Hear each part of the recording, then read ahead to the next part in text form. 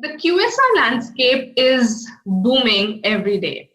It was estimated that in the financial year 2020, the QSR landscape was around 18,800 crores and was estimated to touch, say, rupees 50,000 crore by 2025. Sitting right in the middle of this booming landscape is Yum Brands owned Pizza Hut. And sitting right here with us is the Chief Marketing Officer, Neha, who is eyeing a giant slice of this space. Hi, Neha. Thank you for joining us today. Hi, lovely to meet you. Let me dive straight into Pizza Hut's latest campaign, the Flavor Fun campaign, that was majorly targeted at the Gen Z. You know, where the Gen Z said, "Shut up and take my money." Why the Gen Z, Neha? We want to keep ourselves accessible to everyone, right? But the younger audience has a special place in our hearts because for this category, we want to enter your lives earlier and we want you to stay on with us longer, right? We also know that this target audience is the audience that eats far more often. They try us out in dine-in, they try the category out in delivery. They also access brands in many different ways, right? And therefore, this TG was very critical to us. We did feel that we had a little bit more work to do to appeal to the younger audience, right? And that's an effort we've been especially making over the last couple of years to be younger. And we thought we'll push the envelope a little bit more. We had the perfect product for it in the form of Flavor Fun, at just 79. And that's how we thought we should target the young. Were there any consumer insights that led you to do this targeting? And how do you actually uncover those consumer insights? So if you look at the category of QSR, right, you know that this is the audience that actually brings you the business. So if you look at just the numbers from the category, whether it is pizza specifically or it is the QSR broadly, this consuming audience, I would say not just the 18 to 25, but even the 25 to 35, this is the major consuming audience for QSR. So the writing was on the wall. Do you think the Gen Z right now is like the most eager amongst all the age groups to be spending in this space? I think in terms of eagerness, this is the generation that gets bored very easily for sure. And that is and is very impatient, right? And that is one of the reasons they keep needing something new to try out. They are more exploratory in nature. They're also not as hung on to tradition as, the earlier generations were. And I'd love to share something here, especially related to pizzas, right? 15 to 20 years ago, or even maybe 10 to 15 years ago, when you would talk to consumers, any age group, to be honest, but even the youngsters, pizza was a snack, right? Pizza still had some specialness, if I may say so, in people's lives. However, if you look at it now, because the younger generation, Gen Z, as you refer to them, has grown up with pizza, unlike the earlier generation, it has become a far more everyday event for them. Pizza is a far more all-time food. It is not only a snacking food. People have it for meals. There's a huge change. So the insights that we see in the last 5-6 years around this category is that while it's an interesting paradox, people see it as a comfort food. And, typically, again, if you look back, comfort food was always dal chawal because that was something you were familiar with, right? Now, comfort food is pizza, a product that was given to us by another country, right? So on one end, what is the paradox? On one end, you have pizza being called out as a comfort food. But on the other end, it's also a product that really excites people, that really creates fun. Now we know is a time where digital is expanding massively, right? And do you have any innovations on that front? Because it is very easy to wow the Gen Z with innovations in tech. So have you done, or do you have any plans on that front? So I think at this point in time, for us, the way we are using technology or looking at technology is more to create ease for our consumers, Sohini. I would not say tech innovations right now is our priority. We believe that innovation, being a food brand, innovation has to come from our food first. Innovation has to come from the core of our business, and the core of our business is tasty pizzas, or it's tasty food, right? Craveable food. However, the way we look at technology, because technology is very critical, you're absolutely right, digital is the way forward.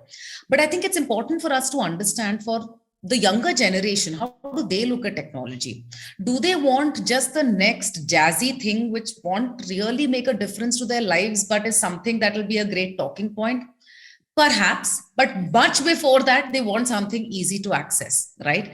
I think we need to remind ourselves that, as any brand in any category, honestly, you can no longer be distanced from the consumer. You need to make yourself accessible, and technology is a way to do that. Can you shed some light on the initiatives on the customer experience space? How, because on the constantly brands are on the run to enhance CX. Any initiatives Right. on that front? So I think I'll take a leap from the word access, right? What does creating access really mean? It is important to be available where the consumer is, right? And therefore, one of the things that we have done, and we actually early this year launched our new app, right? We now have a new app. You can download it and you can get exclusive offers. It is a part of our business that we are trying to make bigger and bigger strategically as we go forward, right? Why have we done this? We have done this because we want to create accessibility for the consumer. So one is the actions we are taking on our own platforms, which is our own app, our own website.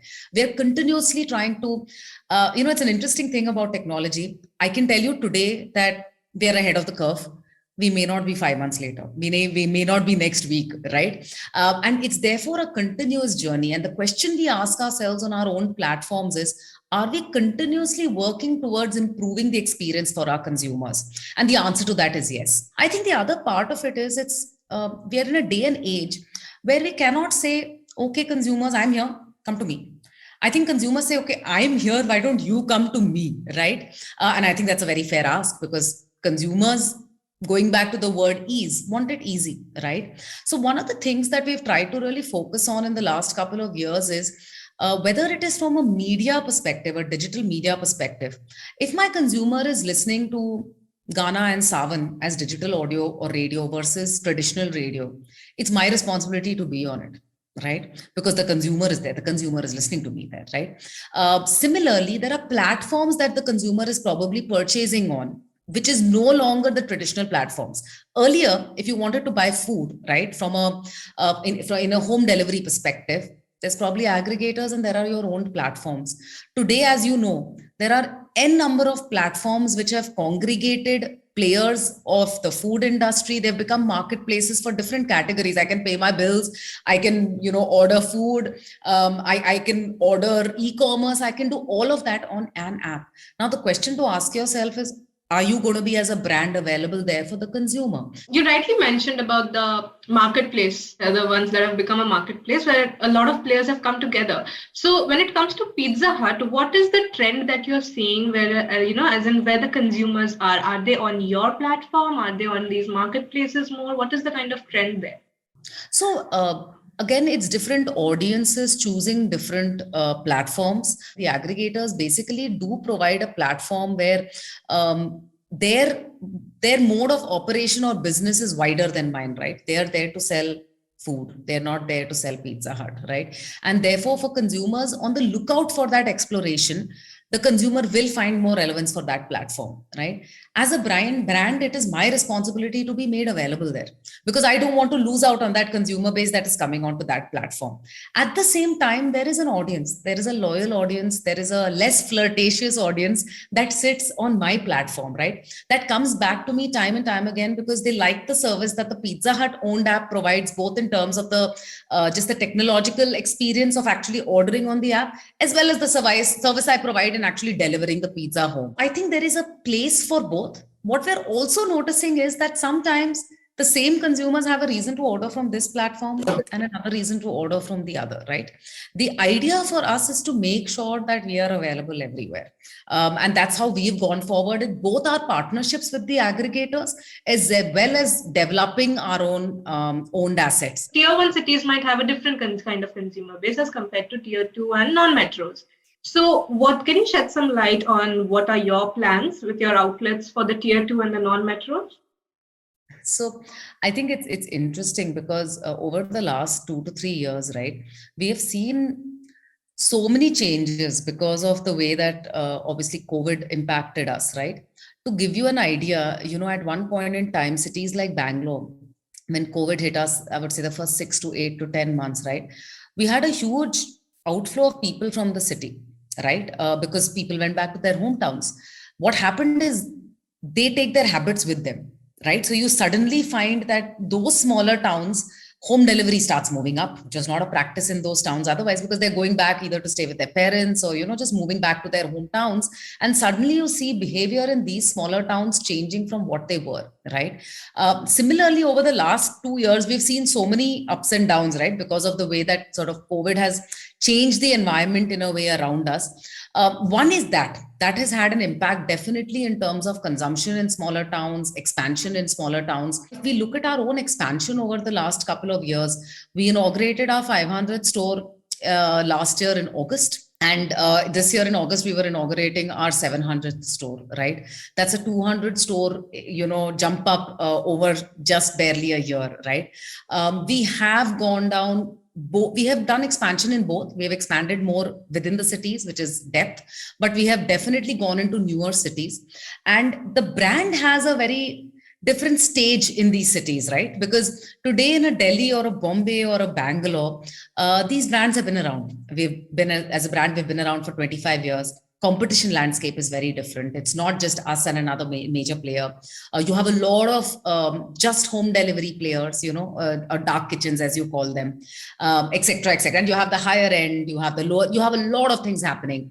In the smaller towns, competition is still very limited. Our brands are still seen, Pizza Hut is still seen, like what it was seen probably 10-15 years ago in a metro, right? It has the aura much more than probably what it has in the metro cities. So the reaction we are seeing to the brand in these towns is tremendous. Innovations are happening in the delivery space as well. The delivery space is undergoing a massive change, right? So are you experimenting with anything in that space? So at this point in time, again, for us, delivery is an efficiency game. We need to give hot, fresh, tasty food to the consumer under 30 minutes, right? That is our primary. Are we doing that in 100% of orders is the only question we are asking ourselves currently, right?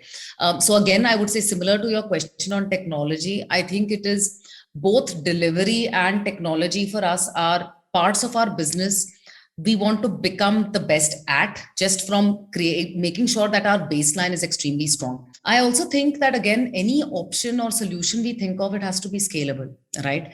And given the sheer width that we have, scalability on innovation on delivery solutions is not a point we have reached yet. Drone deliveries are a lot in chatter. Can we see it in Pizza Hut's bucket list anytime soon? Maybe on a wish list or a bucket list, but yeah, I wouldn't be able to comment on how soon, but surely on a wish list. Yes. Great. Do you have any last tips for say young marketers in this booming QSR space? Any tips for them? I think you need to stay close to your consumer. That's the only recommendation I have, because I think the consumer is evolving very, very fast, and therefore keeping pace with what is relevant to the consumer is a tough task. But you're a fun category, so have fun. QSR is not like you sell pizza. I mean, how can you not have fun while selling pizza? So I think you need to experiment a bit. You need to have fun, but stay close to the consumer. Thank you so much, Neha, for joining us today.